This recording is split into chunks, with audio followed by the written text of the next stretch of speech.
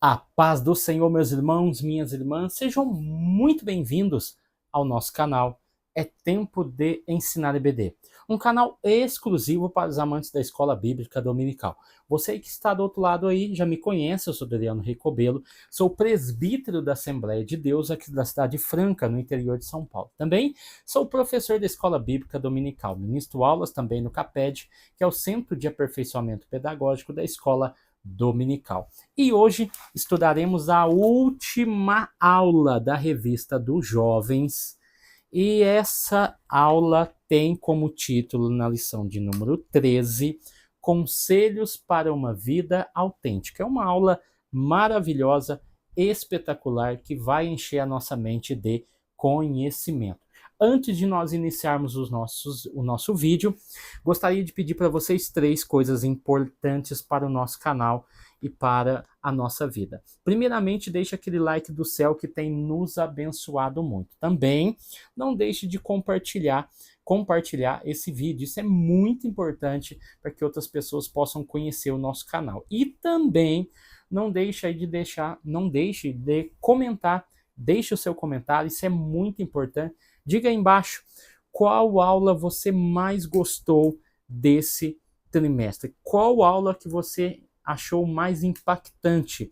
E vou mais além. Se você nos acompanhou aí durante esse trimestre, deixa aí, Adriano Ricobelo, eu acompanhei você desde a primeira aula até a última aula. Se tiver alguém aí, eu acredito que sim, deixa aí no comentário, quer deixar uma palavra de bênção, uma palavra de vitória, uma palavra de agradecimento por você ter nos acompanhado aí, tá bom?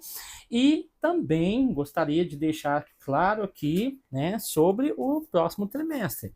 Iremos trabalhar os adultos, iremos trabalhar os adolescentes, que já está sendo trabalhado desde o trimestre passado, e essa daqui é novidade.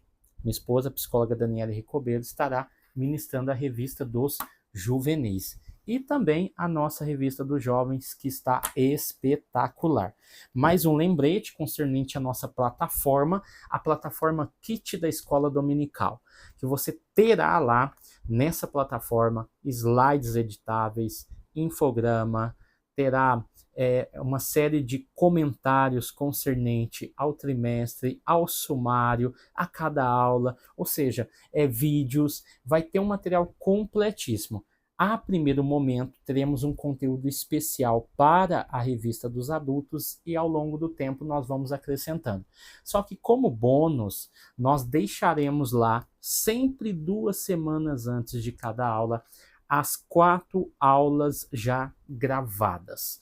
Mesmo que nós não tenhamos, por enquanto, esse conteúdo adicional para as demais revistas, o bônus também será as 4 aulas. Então, vai ser aí muito bom para quem assinar, porque talvez você assina, você é da classe dos adultos, e você vai lá e assina. E como bônus, você já terá as outras aulas na plataforma 2 semanas antes. Então, alguém da sua família, que também é ministro, esposa, filho, pode já estar assistindo. E no YouTube, nós teremos todas essas aulas 1 semana antes. Então, esse é um bônus especial. E aos poucos, irmãos, nós vamos ampliando, nós vamos crescendo e a plataforma vai ganhando potência dentro do YouTube, ok? Conto com você, conto com a sua ajuda e pode ter certeza que essa plataforma será uma bênção para a tua vida, tá bom? Então vamos lá, conselhos para uma vida autêntica, última aula do nosso trimestre. 1 João capítulo 1, versículo de número 9. Se confessarmos os nossos pecados, ele é fiel e justo para nos perdoar os pecados e nos purificar de toda injustiça. Deixa eu pôr a minha Bíblia aqui como apoio, né, da minha revista. 1 João 1:9. Eu peguei a NTLH, que vai dizer o seguinte: mas se confessarmos os nossos pecados a Deus, essa é a primícia, a priori. Se nós confessarmos os nossos pecados a Deus, algumas garantias serão dadas. Primeiro, ele cumprirá com a sua promessa. Então aí nós temos aí um bônus e fará o que é correto. Isso é importante. Ele perdoará os nossos pecados e ele nos limpará de toda maldade. Então, João elenca uma gama de benefícios para quem confessa os seus pecados. Para quem não confessa, não tem benefícios, mas para quem confessa, há uma gama de benefícios que é oferecidas por Deus para que essa pessoa tenha a garantia de tudo aquilo que ela está fazendo, confessando os seus pecados, não seja esquecido, mas seja recompensados por Deus. Dentro dos nossos objetivos, nós vamos conscientizar os nossos alunos concernente à oração, compreender esse poder da confissão e também mostrar a responsabilidade da restauração. Então, nós vamos trabalhar esses pontos que são muito interessantes. Dentro da nossa interação, ele inicia trazendo os crentes uma palavra de encorajamento. Quando eu falo de confessar, quando eu falo de pecado, quando eu falo de ter uma vida autêntica, eu estou falando de justamente isso.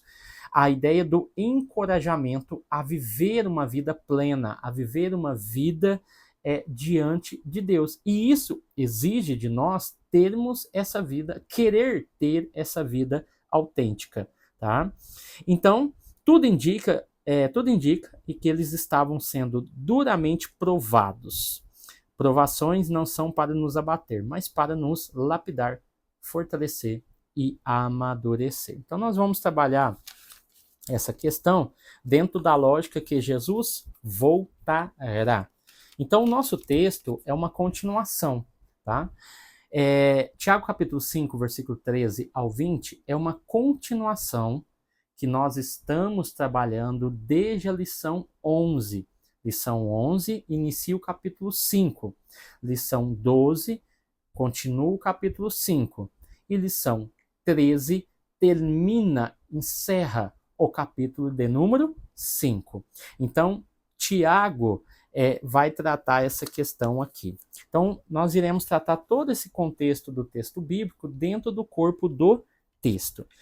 Chegamos à última lição do trimestre, o autor diz.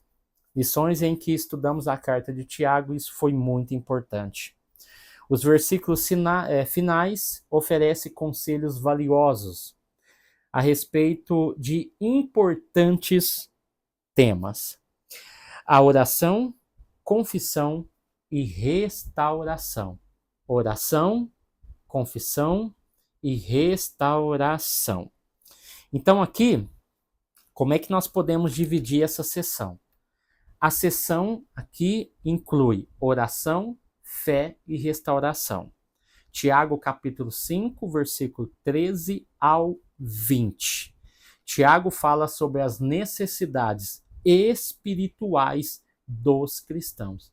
Ele falou de várias necessidades, capítulos anteriores. Agora, ele vai tratar das necessidades espirituais, que é tão importante para a nossa vida cristã. Tanto é que ele vai falar sobre oração e louvor, versículo 13, oração e fé por cura, versículo 14 ao 18. Ele vai falar sobre cura e perdão, versículo 15b e 16a. Oração eficaz, versículo 16b até o versículo 18. E restauração e apostasia, versículo 19 e versículo de número 20. Então nós temos uma divisão espetacular aqui. A importância da oração, que é o nosso primeiro ponto. Oração é uma resposta adequada para todas as situações da vida. Entenda, oração é uma resposta dada e adequada para todas as situações que envolvem conflito, choro, dor, até alegria, situações difíceis, de doença, de pobreza, de necessidades especiais, ou seja, a oração é a resposta adequada. Não é procurar o A, não é procurar o B, não é procurar o traficante, não é fazer isso, não é fazer aquilo, não. A oração é a resposta adequada para cada situação. Por quê? Porque ela expressa a nossa fé e dependência em Deus, que, através da ação de Deus, pode atuar em qualquer circunstância da nossa vida. Tanto é que eu peguei um exemplo muito conhecido dos irmãos, que é Atos capítulo 16, versículo 25, que vai dizer que Paulo e Silas, perto da meia-noite, orando e cantando hinos a Deus, e os presos que estavam em volta da cela deles ouviam o que eles estavam cantando e orando. Tanto é que no versículo 26, a energia, o resultado desse louvor e dessa oração fez com que o chão tremesse, as portas se abrissem, as cadeias que prendiam os presos fossem soltas, e no versículo 29 aparece o carcereiro que antes queria se matar por causa dos presos que haviam fugido, ele é salvo. E ele diz: o que devo fazer para ser salvo? Creia no Senhor Jesus e será salvo tu e a tua casa. Leve isso para o ambiente da aplicação pessoal. Quando você está orando, quando você está louvando, cadeias são quebradas, pessoas são libertas e pessoas são salvas da condenação eterna. Então a oração e também o louvor é parte integrante do cristão. O versículo 13, o aflito deve orar por si. Percebam como o autor, no caso Tiago, começa o texto, dizendo que o aflito ele deve orar por si. O contente deve cantar, ou seja, ele deve cantar, ninguém canta por ele. O que está aflito deve orar por si. Já viu aquele cristão que só... Isso a gente ouve aí essa historinha há muito tempo. 6 horas por mim, o crente 6 horas. É justamente isso. Quem está aflito, ore por si. Efésios capítulo 5, versículo 19 ao 20, vai dizer o seguinte, olha: animem uns aos outros com salmos, hinos e canções espirituais. Cantem de todo o coração hinos e salmos ao Senhor. Em nome do Senhor Jesus Cristo, agradeçam sempre todas as coisas a Deus, o Pai. A primeira ideia é: animem uns aos outros. De que forma? Com salmos, hinos, canções espirituais. Cantem de todo o coração para abençoar e não para aparecer, para edificar e não para serem destaques. A igreja funciona dessa forma. Cantem hinos de louvor e sempre agradeça a Deus, o Deus Pai, por tudo o que está acontecendo na tua vida. Então, Tiago, ele mostra esse outro lado que Efésios, no caso de Paulo, não mostra. Paulo mostra o lado da comunidade, mostrando, olha, cantem hinos de louvores a Deus. E esses hinos de louvores a Deus vão edificar e transformar a vida daquelas pessoas que estão à sua volta. Tiago vai além, ele vai no interior da pessoa. Ele diz, olha, se você está aflito, você deve orar. Se você está alegre, você deve entoar, cantar. Então, esses dois aspectos que eu trouxe aqui são importantes, um de Tiago e outro de Efésio.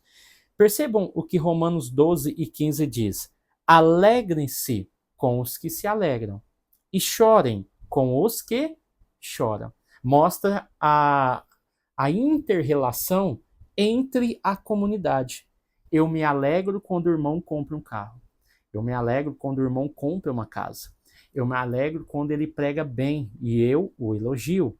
Eu me alegro quando essa pessoa está bem. Eu fico triste quando ela perde algo. Eu fico triste quando ela perde o trabalho.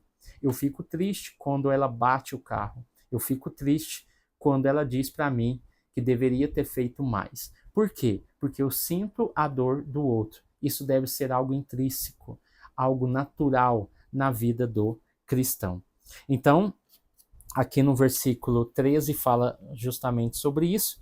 Aí no versículo 14, já muda o cenário. Está alguém entre vós doente?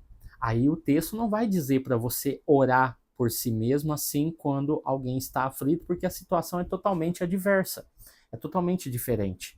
Ela está em fragilidade. E o versículo 14 fala justamente sobre isso.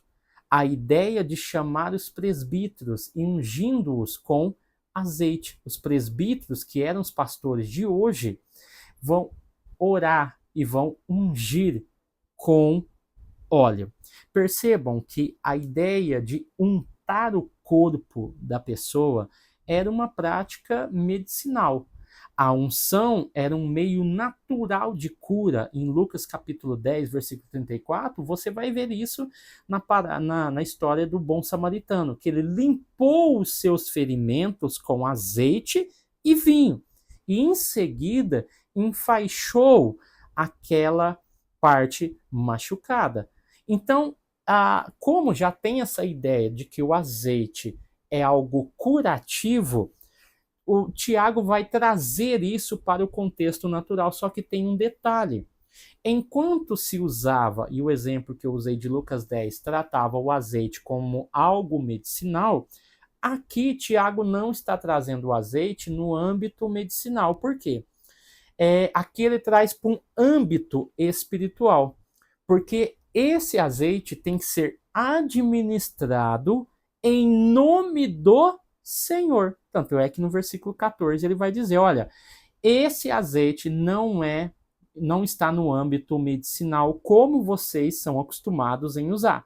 Mas quando vocês ungirem a pessoa doente, vocês vão ungir em nome do Senhor. Então ele ganha um novo aspecto, uma nova funcionalidade, um novo objetivo.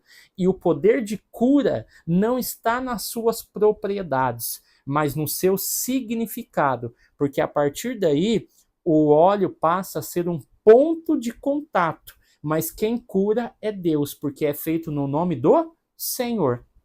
Tanto é que no versículo 14 não é para chamar os médicos, não é para chamar o curandeiro, não é para chamar nenhuma pessoa especializada na área da saúde, não. Chame os presbíteros, que são os pastores de hoje, líderes que são reconhecidos e apontados na congregação como líderes principais dessa igreja. Essa conotação de presbíteros foi uma conotação dada a partir do ano 40 e 50 depois de Cristo. E a ideia é orar sobre ele, ou seja, e orem sobre ele. Orar sobre ele é orar estando em pé, ao lado do leito de enfermo, do enfermo. Então a ideia é essa. Se a pessoa está enferma, ela está acamada, ela está em situação difícil, então chame os presbíteros e eles vão orar estando em pé diante ou ao lado do leito de enfermo. Então a ideia de orar com azeite não é uma ideia nova em Tiago, tá bom? De quem que ele aprendeu isso? Ele aprendeu do próprio Jesus. Vamos ler lá? Marcos capítulo 6, versículo 13. Isso não é novidade aqui em Tiago, já que ele aprendeu com o próprio Senhor. E eles expulsavam muitos demônios, quem? Os discípulos. E curavam muitos enfermos, pondo azeite na cabeça deles. Entendeu?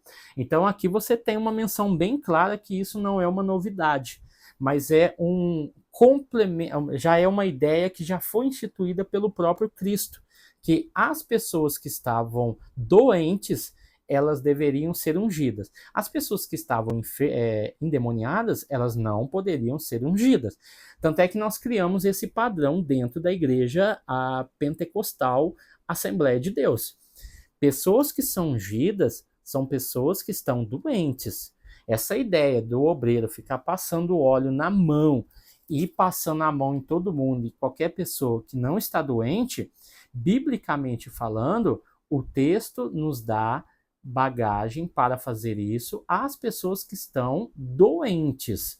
Então é importante que não se use o azeite de forma corriqueira ou em qualquer momento, em qualquer situação, porque isso está totalmente equivocado, totalmente errado, segundo Tiago.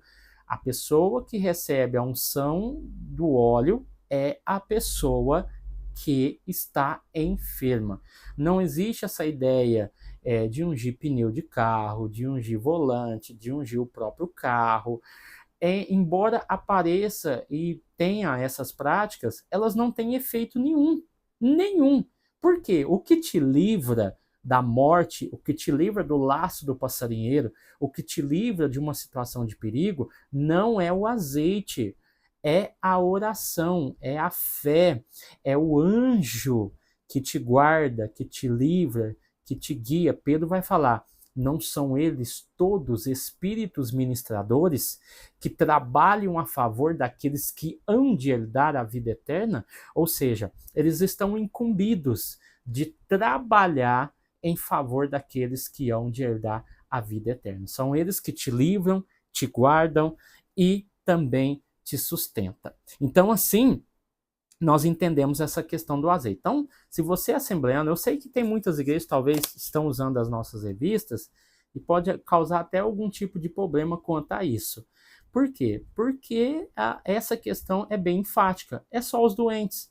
Eu não posso ungir uma pessoa que não está doente. Não tem sentido nenhum. Até no sentido medicinal, nenhuma pessoa era ungida pelo fato de estar sã. Não, ela só era ungida com óleo a partir do momento em que ela estava machucada. O azeite, o vinho era utilizado para limpar, para ajudar na desinfecção daquele machucado. E da mesma forma, esse significado é trazido para o contexto espiritual, mostrando que esse azeite serve somente para ungir as pessoas com óleo, pessoas que estão doentes. A oração da fé. O versículo 15 destaca essa questão da fé. É a oração da fé que salvará o doente, e o Senhor levantará. E se tiver cometido pecado, ser-lhe-ão perdoados. A oração da fé nos desafia a olhar mediante, além, na verdade, das circunstâncias. A oração da fé e não o azeite, que é o ponto de contato. O azeite é o ponto de contato entre a oração e quem está recebendo essa oração. Então, há um ponto de contato. Mas o que cura não é o azeite, é a oração da fé. Não estamos materializando a fé, mas estamos fazendo um ponto de contato entre aquilo que é espiritual e aquilo que é material. Então, o autor, nessa questão, no subtópico 2, ele deixa essa promessa sem qualificação, ou seja, é ensinando a eficácia da oração e a condição conforme a vontade de Deus. Ou seja, o autor ele especifica que a oração ela salvará o doente, a oração da fé, e o Senhor o levantará. Essa é uma condição que somente cabe à vontade de Deus. Então, Tiago está claramente nos informando o seguinte: olha, você vai orar, você vai fazer o ponto de contato através do azeite, mas quem vai levantar o doente é o Senhor. Então, pode acontecer de você orar, de você ungir, e essa pessoa não ser curada. Mas o seu papel, a ideia é essa, é mostrar o papel da oração e mostrar também o papel do ministro. O papel do ministro é ir e orar. O papel do azeite é fazer o ponto de contato. O papel da oração é interceder por aquela vida. Mas o papel de Deus está na condição de levantar e não levantar. Então, o Tiago não está dizendo assim, olha, o Senhor não levantará. Não, o Senhor é quem levanta. Então, e se ele não quiser? Então, a oração salvará o doente, mas ele será levantado pelo Senhor. Por que ele salvará o doente? Porque o texto é bem claro, ó, versículo de número 15. E a oração da fé salvará o doente, e o Senhor o levantará. E se tiver cometido algum pecado, ser-lhe-ão perdoados. Esse pecado será perdoado. Agora, a questão da doença pode acontecer dele não ser curado, mas ele pode ser curado sim, porque esse é o ponto de contato. Então, a questão do pecado está atrelado ao quê? Está atrelado ao ato salvífico de Cristo, que perdoa todas as nossas transgressões. Nos tornamos justos diante de Deus mediante a sua obra expiatória. A questão da cura, ela é um benefício do reino. Ela é um bônus do reino. Ou seja, se a pessoa for curada ou não, isso não atrapalha na salvação. Mas o fato dela não ser perdoada, isso pode trazer consequências graves e uma condenação certeira. Então a ideia é: perdoado será o teu pecado. Mas a cura é um bônus do reino de Deus na terra. E esse bônus é dado segundo a vontade de Deus. Então ele pode dar ou não dar. A salvação não. Ela é uma graça. É um favor imerecido que Deus faz por nós. É um dom de Deus. E ela não vem por mãos humanas. Ela vem do próprio Deus. Então a oração, quando nós olhamos aqui, nós estamos falando dessa tríplice função. Salvará o doente, o levantará, no caso o Senhor o levantará, e os seus pecados serão perdoados.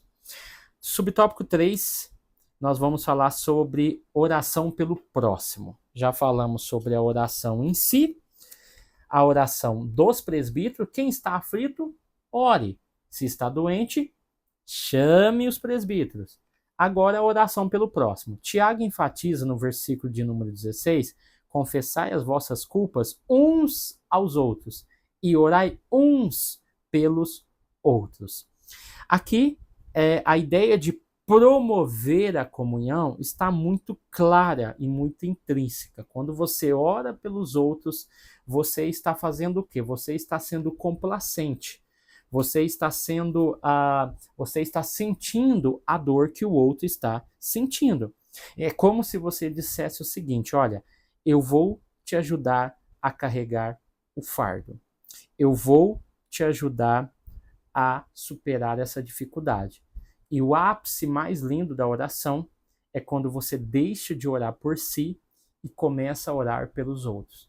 Ou quando você está orando por si, você lembra daquele que está necessitado e ora também. Então isso é muito lindo e maravilhoso quando nós temos esse sentimento de amor, carinho e compaixão pelas pessoas que estão sofrendo.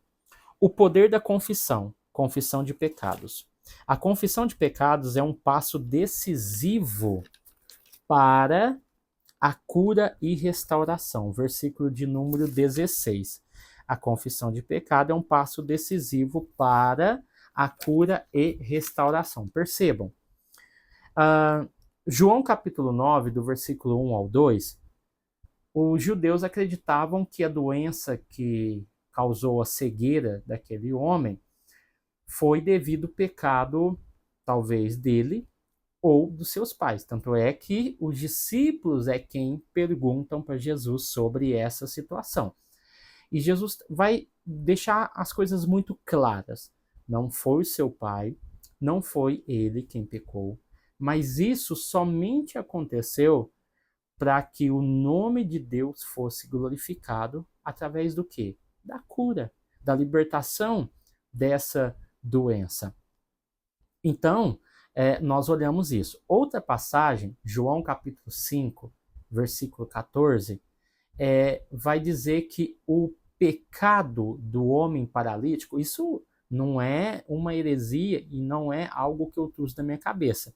São os próprios comentaristas da CPAD que chegam nessa conclusão, tá? Que aquele homem que está no tanque de Betesda paralítico, eles vão chegar à conclusão do seguinte, que o pecado do homem paralítico em Betesda poderia ser a causa dessa enfermidade em específico. Porque Jesus vai alertá-lo para que ele não pecasse mais, para que algo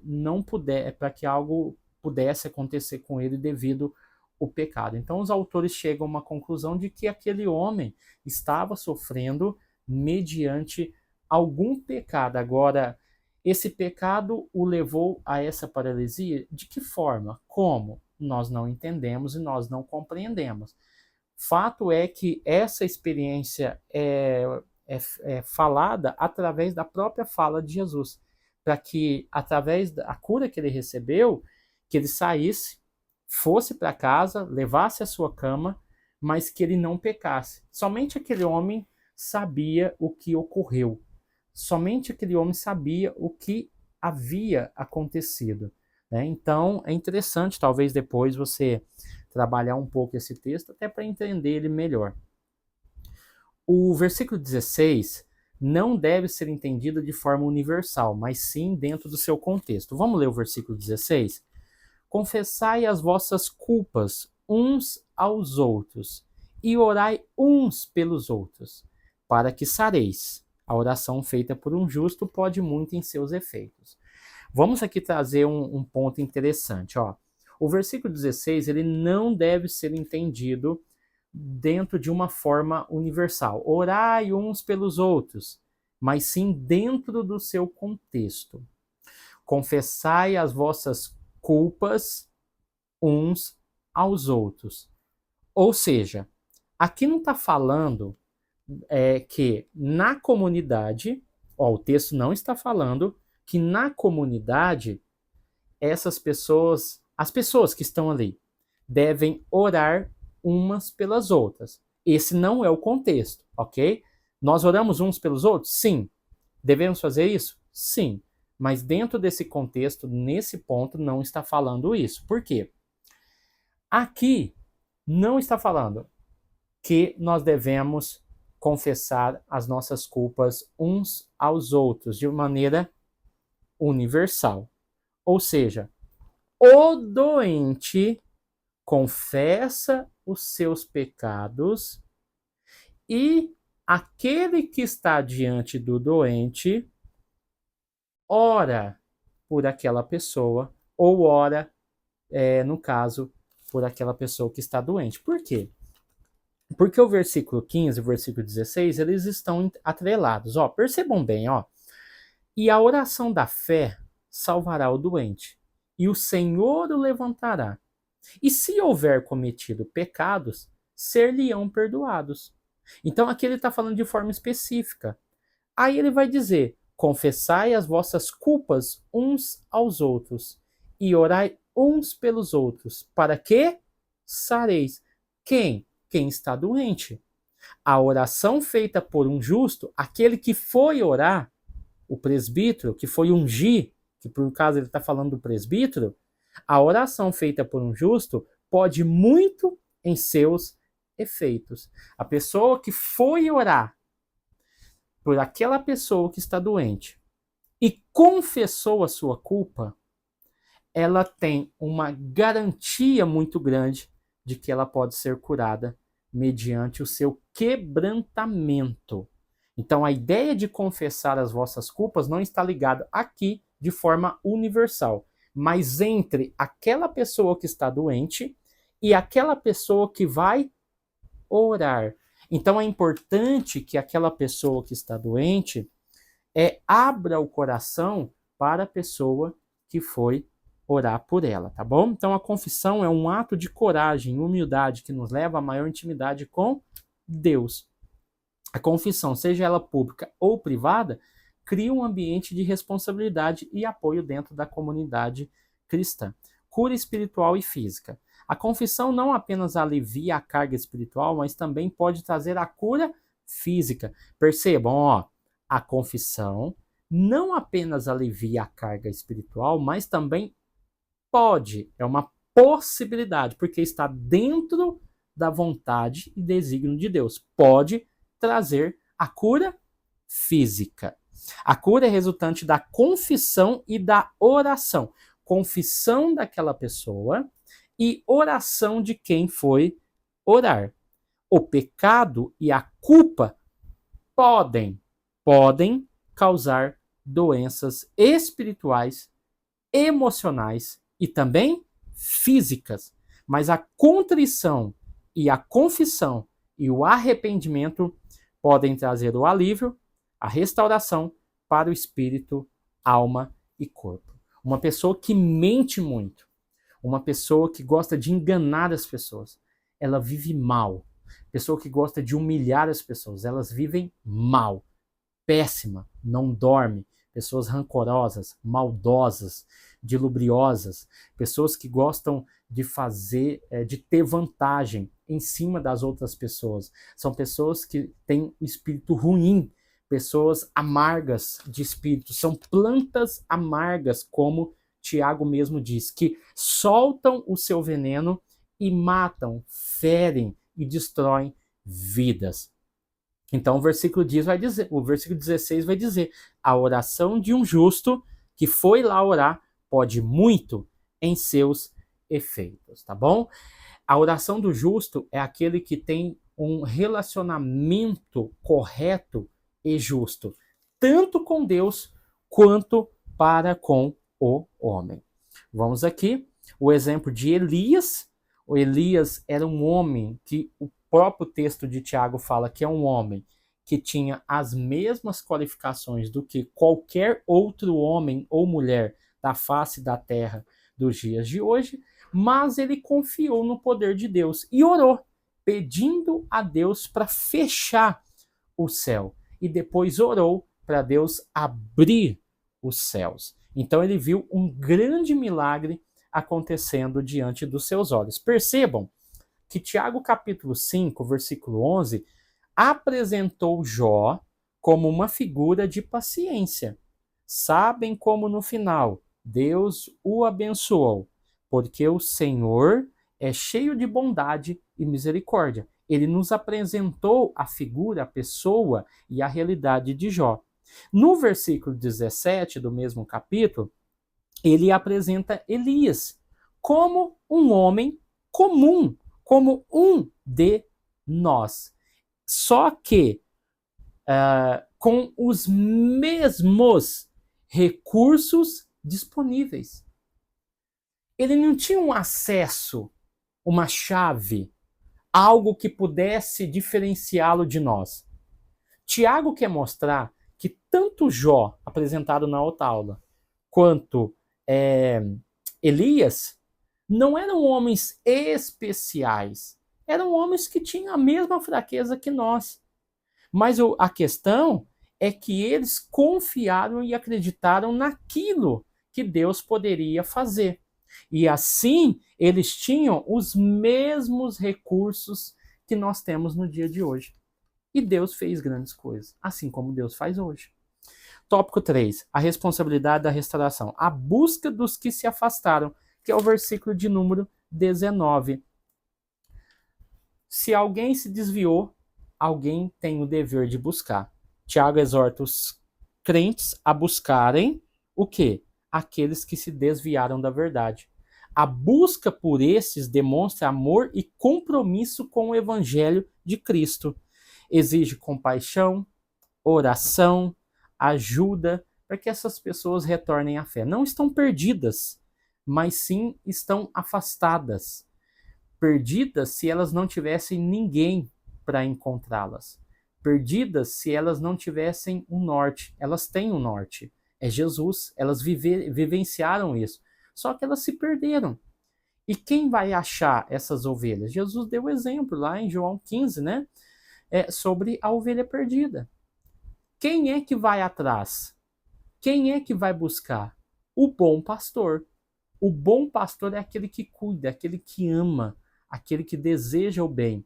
Então não existe a frase, ele se perdeu, ele não voltará mais, ele já é caso perdido, ele não tem solução. Nós temos o dever de buscar essas almas.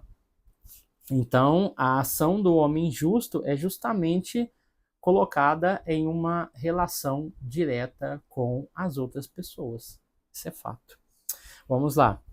A responsabilidade da igreja. Então, nós temos a responsabilidade individual, que é colocada aqui, e a responsabilidade universal da igreja, de apoiar, de encorajar, de promover um ambiente saudável e não um ambiente tóxico dentro da igreja, mas um ambiente que tem amor, cuidado mútuo, ou seja, é a ideia de viver em unidade, viver em comunidade. O autor colocou aqui um ponto interessante, que eu até falei em outras aulas, o sentimento de pertencimento. O ser humano, naturalmente, ele procura um grupo ao qual ele se identifica. Desde quando ele é criança, adolescente, jovens, né, e adultos, ele sempre procura um grupo que ele se sente pertencente a ele. Ou seja, que tem as mesmas características, o mesmo modo de pensar, de agir, de falar, de se vestir, enfim. Nós somos assim, é natural.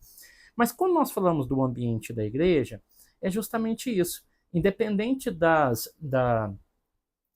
do ambiente divisório que existe, natural, que são os departamentos, jovens, adolescentes, adultos, os ministérios, que existem essas divisões naturais, isso não pode ser a causa da divisão dentro da igreja. Pelo contrário, esse sentimento de pertencimento, ele deve ser algo de dentro, a pessoa, ela tem que se sentir pertencente àquele grupo, independente das subdivisões naturais que existem lá dentro.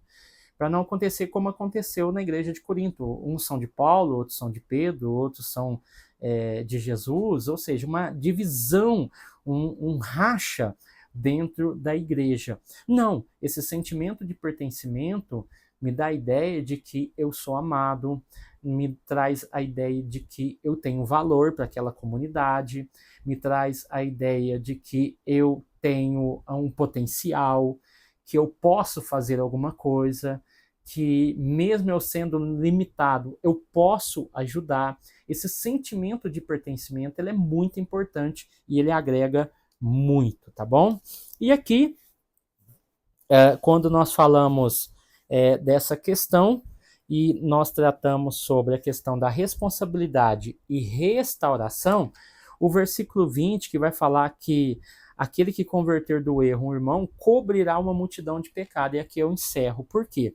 O versículo 20 vai falar que cobrirá uma multidão de pecado. Tiago, ele faz essa referência a dois textos bíblicos. Primeiro, a Provérbios capítulo 10, versículo 12, que vai tratar: o ódio excita contendas, mas o amor cobre todas as transgressões.